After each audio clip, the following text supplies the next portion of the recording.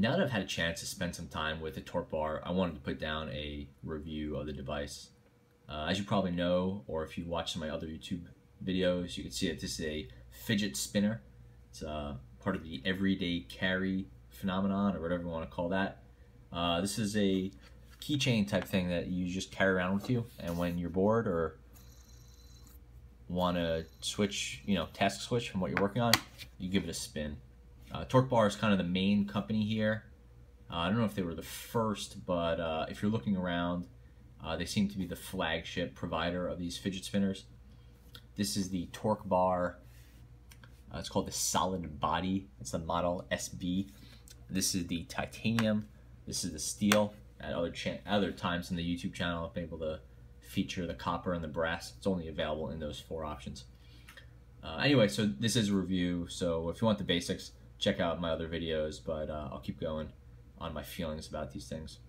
As for the packaging, super spare. You get a box, it's padded inside. You get a sticker, that's it. Pretty much no frills. Keychain, I thought this was kind of dumb at first, but it's actually surprisingly useful.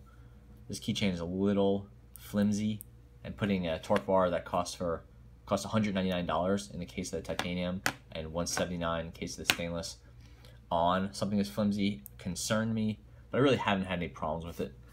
And it clips right on. Your keys, works really well. I've actually found this is the best way to carry the Torqbar from place to place, just because you're not going to lose it. You'll almost always have your keys with you. This doesn't seem to scratch the Torqbar in any meaningful way, so definitely recommend the keychain. Another thing I would say about the Torqbar, now that I've used it for a while, is that they need fairly constant cleaning. So you're talking maybe once a week. If you're carrying this thing in your pocket, you're going to want to take these 2 pieces apart. It actually can be a little difficult. Take the 2 caps off and clean out those bearings. Most of the time you can just get some canned air and spray it in here. Other times you're going to want to get this and put some cleaning fluid in here. Some people have said rubbing alcohol, other people have said carb cleaner. So I've only used rubbing alcohol, so I'd be careful with what I put in there, but it seems like it's worth exploring a little bit. And then once you do clean it out, you can see a really notable change in the sound and the spinning performance of this. Basically, they're unsealed bearings, and even though I'm careful with this, and I really just use it on my desk, I do throw it in my pocket, and it inevitably picks up more lint or debris or flotsam. I don't know what is getting in there, but it's definitely, some things are getting in there. It's not like I'm taking it to the beach either.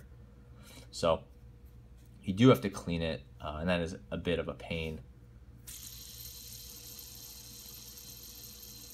This one spins nicely, but you can kind of tell from the tone that it could use some cleaning.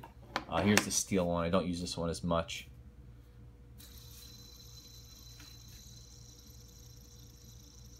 You definitely tell a difference there. And again, in my other videos, I've gotten into that more thoroughly. As for the materials themselves, the brass and the copper end up being my favorite. The titanium is a little bit more money, and it's a lot lighter. It's only like half the weight of the steel. This one's like maybe 30 some odd grams, 31, 32. This one's in like the 60 to 68 range. I forget the exact numbers.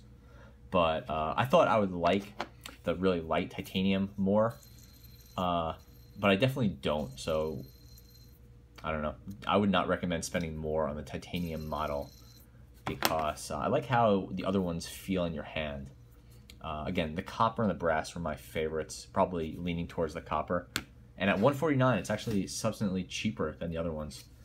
The stainless was my least favorite. It's just the tone is really muted. It just doesn't have a lot of character to it. It seems like it combines the least desirable characteristics of all the metals, and you just get something that, it's not quite as heavy as the other ones, it's not quite as nice of a tone. yeah, it's fine. And it looks the coolest probably, but not my favorite. It's the titanium. Again, it's nice that it's light, but when you're actually using it at your desk, it just seems like it doesn't have the substance of the other ones. As for the Torqbar versus the Rotor Blade, I did a quick video on that.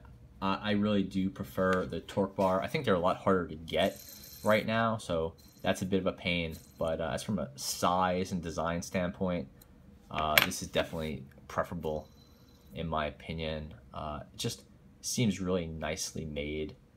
I like the logo right here. The keychain, again, I thought that would be dumb, but super useful. And just make sure it's with you and you don't lose it, or it's not poking around in a coat pocket and falls out. That'd be a real pain, since I really don't think these things are ever going to wear out. But honestly, you're going to lose one at one point or another unless you're really careful. So doing everything you can to make sure they stay with you is definitely really important to me. So yeah, I think that's about covers it. Again, cool design, nicely made, unsealed bearings, spin nicely and create a nice sound, but they do let a lot of junk in there, so I find myself cleaning these fairly regularly, which I never thought would happen. From a wear and tear standpoint, I can't really speak to the bearings, so I can't tell if if this is spinning less today than it did yesterday. Is that only because it's dirty, or is there a wear component to it? I'm guessing it's just because it's dirty and that you're gonna get years of spinning out of this, but I can't tell you that knowing it for sure. There could be some wear in there. Who knows? I guess we'll see as these things get older. But as for outside, there's really no real wear on these. I've dropped it, a few times, the way you inevitably will drop it onto concrete or on the tile, and there's been no ill effects. I have seen the copper one of my friends has it, and it does look sort of aged and dirty. I can't tell if he just has dirty hands or if it's getting a bit of a patina, but it definitely built up more character than these have. There's really been no change to the steel here or the titanium, which I guess is a good thing. But yeah, that should cover everything. If you have any questions, drop a comment. Otherwise, that's a quick review of the Torqbar SB. Thanks for watching.